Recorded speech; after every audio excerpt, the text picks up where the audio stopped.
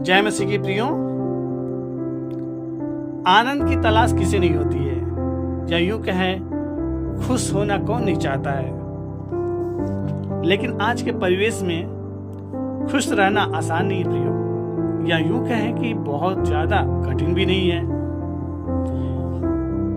इसका वर्णन हम बाइबल में भी देखते हैं प्रियो। खुशी के लिए एक ग्रीक शब्द है चारा, केवल एक क्षण भंगुर भावना या खुशी की क्षणिक स्थिति को सूचित नहीं करता है। यह आनंद की गहरी अस्थायी भावना को संदर्भित करता है, जो परमेश्वर की कभी न बदलने वाली प्रकृति और वादों में निहित है। इस आनंद के स्रोत को समझना महत्वपूर्ण है प्रियो। बाइबल के अर्थ में आनंद मुख्य रूप से बाहरी परिस्थितियों या भौतिक संपत्ति से प्राप्त नहीं होता है। यह जीवन के भाग्य के उतार चढ़ाव पर निर्भर नहीं है। इसके बजाय यह परमेश्वर की अच्छाई और विश्वास योग्यता, उनके अनंत प्रेम और अनुग्रह यीशु मसीह के माध्यम से हमें प्राप्त मुक्ति और उनके साथ अनंत काल की आशा पर आधारित है। आनंद का यह रूप सांसारिक खुशी के विपरीत अस्थायी है, जो मौसम के साथ बदल सकता है। यह आंतरिक संतुष्टि और शांति की स्थिति है, जो परीक्षणों और संकटों के बीच भी बनी रहती है।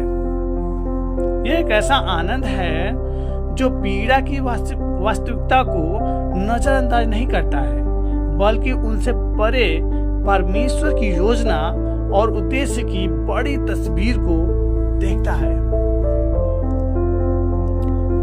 याकूब 1:2 और 3 कहता है, हे मेरे भाइयों, जब तुम नाना प्रकार की परीक्षाओं में पड़ो तो इसे शुद्ध आनंद समझो, क्योंकि तुम जानते हो कि तुम्हारे विश्वास के परखे जाने से दृढ़ता उत्पन्न होती है। पहले नजर में यह श्लोक या वचन उल्टा लग सकता है। कोई परीक्षाओं को आनंद का स्रोत कैसे मान सकता है, या यूं कहें कि कठिन परिस्थिति में कोई कैसे आनंदित रह सकता है, दुखों में कैसे कोई आनंदित रह सकता है, परेशानियों में कोई कैसे आनंदित रह सकता है। लेकिन याकूब कहता है, यहाँ जो इंगित करते हैं वह यह नहीं है कि परीक्षा स्वयं आनंदमय अनुभव है, बल्कि यह कि उनमें हमारे विश्वास को मजबूत करने, हमारे चरित्र को परिष्कृत करने और परमेश्वर पर हमारी निर्भरता को गहरा करने की क्षमता है।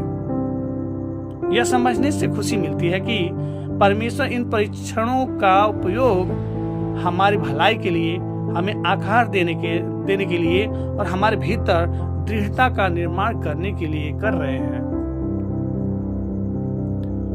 जबकि हम मसीह में हैं, तो मसीह में हमें जो आनंद मिलता है वह कोई वैकल्पिक अतिरिक्त नहीं है कि बल्कि हमारे विश्वास का एक अनिवार्य हिस्सा है। यह एक ऐसा आनंद है जो हमारी समझ से परे है, जो हमारी परिस्थितियों से परे है। एक ऐसा आनंद है जो हमारे भीतर काम कर रहे पवित्र आत्मा का फल है।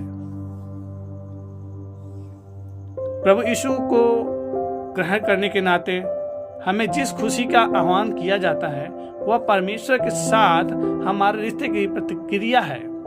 यह जानकर खुशी होती है कि हमारे जीवन में चाहे कुछ भी हो, हमारा भविष्य ईश्वर के हाथों में सुरक्षित है।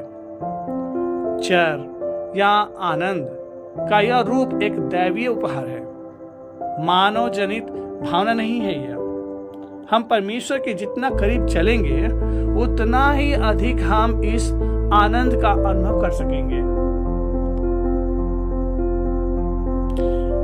आनंद के बारे में एक उदाहरण है बाइबल में,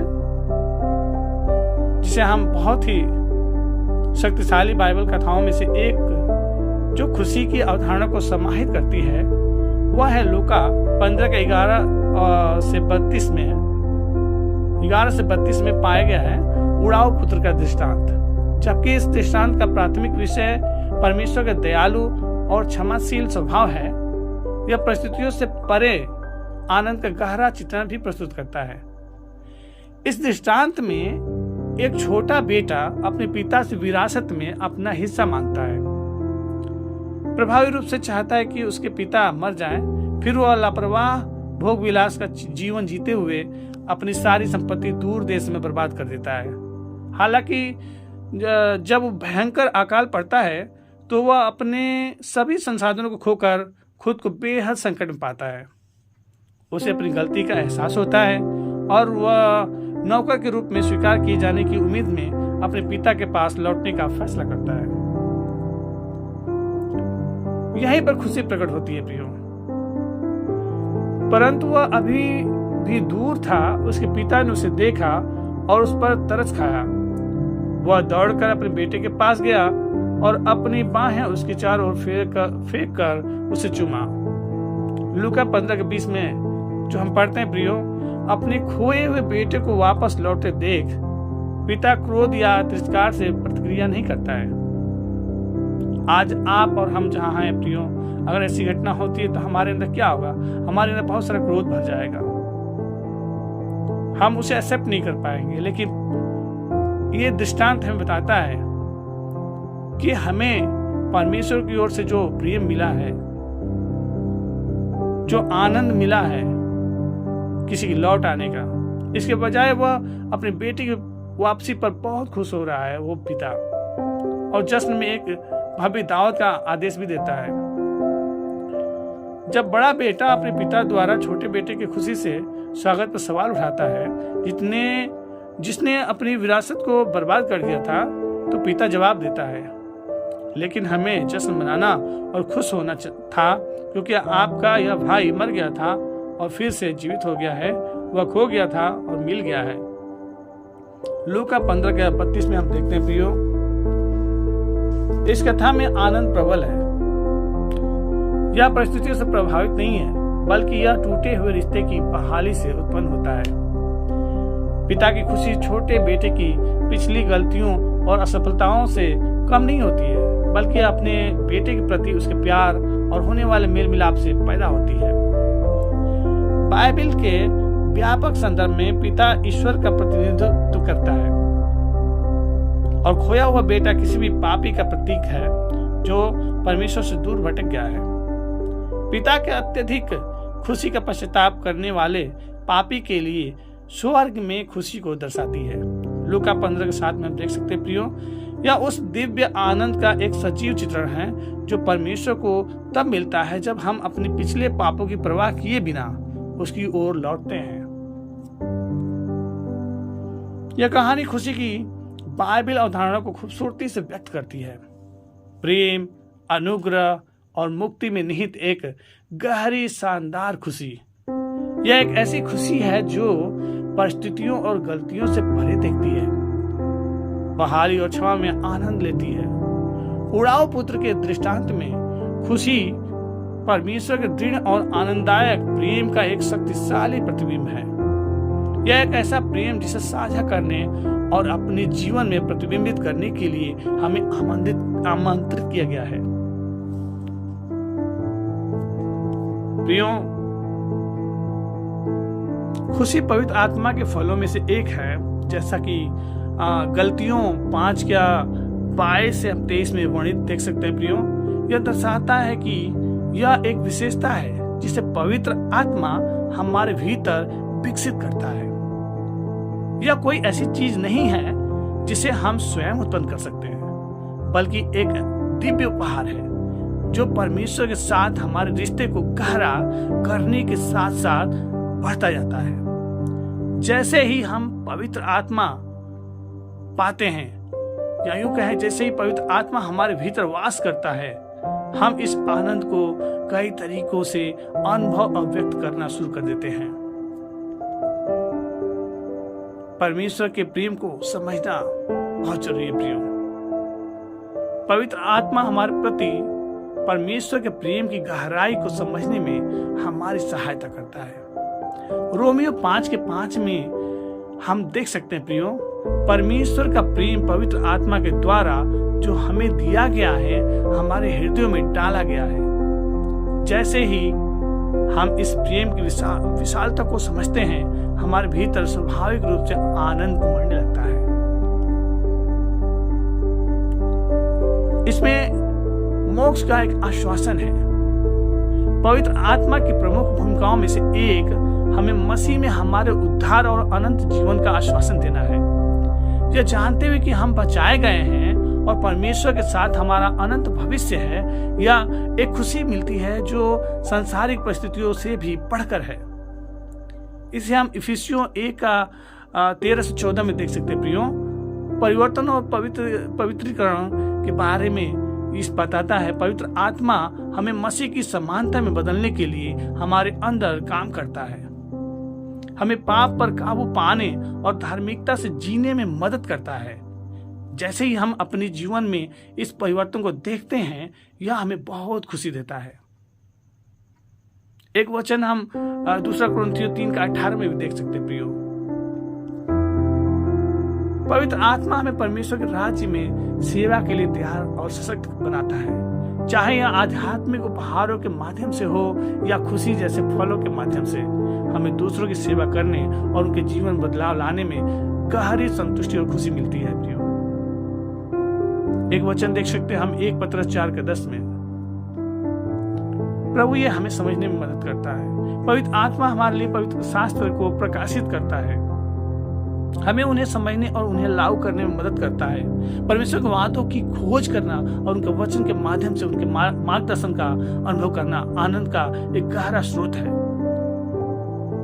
प्रियो, यूहन्ना 16 का 13 से 14 में ये देख सकते हैं हम लोग, कठिन समय में आराम नहीं करना चाहिए प्रियो, बल्कि हमें नित्य प्रार्थना करना चाहिए। पवित्र आत्मा का सामर्थ्य मांगना चाहिए। पवित्र आत्मा हमारा सहायक है, जो परीक्षणों के दौरान शांति और प्रोत्साहन प्रदान करता है। यह जानना कि कठिनाइयों के बीच भी परमेश्वर हमारे साथ है, हमें खुशी देता है। प्रियो, यूहन्ना 14 के 16 में यह वचन बताता है। पवित्र आत्मा के वास के माध्यम से आनंद का अनुभव करने में अक्सर परमेश्वर की इच्छा के प्रति दैनिक समर्पण, प्रार्थना और उसके वचन के अध्ययन के माध्यम से उसे खोजना और पवित्र आत्मा को हमारे विचारों और कार्यों को मार्गदर्शन करने की अनुमति देना शामिल होता है। जैसे ही हम ऐसा करते हैं, हम पाते हैं कि आनंद परमेश्वर के साथ हमारे रिश्ते का एक स्वाभाविक प्रभाव बन जाता है। एक ऐसा आनंद जो हमारी परिस्थितियों पर निर्भर नहीं है, बल्कि परमेश्वर की कभी न बदलने वाली प्रकृति और वादों पर निर्भर है। मेरे प्रियो, आज हमें इस आनंद को लेना है, परमेश्वर से सामर्थ्य मांगना है, पवित्र आत्मा का अभिषेक मांगना है, ताकि उस आनंद को हमें समझने में मदद करे, उस आनंद को हम पा सके, जैसे उड़ाऊ पुत्र के द्वारा हमने समझा। आज के इस वचन से परमेश्वर आपको आनंद दे, अपने नजदीकी में बढ़ाए और इसके द्वारा परमेश्वर की महिमा होने पाए। प्रियो, आइए हम प्रार्थना करें। धन्यवाद देते हैं स्वर्गीय पिता, जो आज हमें अवसर दिया प्रभु कि हम आपके नजदीकी में बैठ सकें और आपके उत्तम वचन से हम जान सके प्रभु कि आनंद क्या होता है और आनंद को हम कैसे पा सकते हैं। हाँ प्रभु, हम कई बार बुरे परिस्थिति से गुजरते हैं, कठिनाइयों से गुजरते हैं, समस्याओं से गुजरते हैं, तब हम आनंद को महसूस नहीं करते हैं प्रभु। लेकिन वैसे वक्त में भी एक नया आनंद को पाने के बारे में और आप में बल पाने के बारे में सिखाते हैं प्रभु। आप में एक नया अनुभूति देते हैं प्रभु, और ये तभी होता है प्रभु जब आपकी आत्मा हमारी अगुवाई करती है। वैसे समय में आप सिद्ध होते हैं हमारे अंदर प्रभु। हे पिता, हमें अपने नजदीकी में इतना बढ़ाइए कि हम आप में सदा आनंदित रहें, पूरे परिस्थितियों में भी आनंदित होना सीखे प्रभु, कठिनाइयों में भी हम प्रसन्नता होना सीखे प्रभु। हे पिता, हम सबको सहायता मदद करें। आज जितने भाई बहन इस वीडियो को देखे हैं, सुने हैं प्रभु, उनको परमेश्वर आप आशीषित करें और आत्मा का सामर्थ्य दें, आत्मा का वो पवित्र आत्मा का आग दे प्रभु, ताकि उनके जीवन में आपके आनंद को समझने के लिए, आपके द्वारा सीखने के लिए प्रभु उन्हें आशीष मिले परमेश्वर, आपके द्वारा सीखने का एक अवसर मिले। पवित्र वचन बाइबल से जो हम सीखते हैं प्रभु, आप वो शिक्षा देने में उनकी सहायता मदद करें और अंदर से आत्मिक आनंद के बारे में प्रभु जी जो शिक्षा मिली है प्रभु जी, उसको पढ़ने में मदद करें प्रभु। हर एक को नाम आशीष करें। विश्वास करते हैं आपने हमारी विनती को सुना, ग्रहण किया, धन्यवाद करते हैं।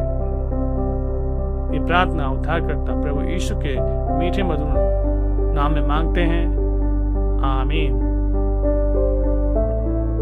मेरे प्रियो, इस वीडियो को ज़्यादा से ज़्यादा लोग तक पहुंचाइए, जिससे और भी लोग इस आनंद की अनुभूति ले सके, आनंद के बारे में जान सकें, परमेश्वर की पवित्र आत्मा के सामर्थ्य के बारे में जान सकें और उड़ाव पुत्र से सीख सकें। प्रभु सबको आनंद दे, आशीष दे। जय मसीह की। God bless you.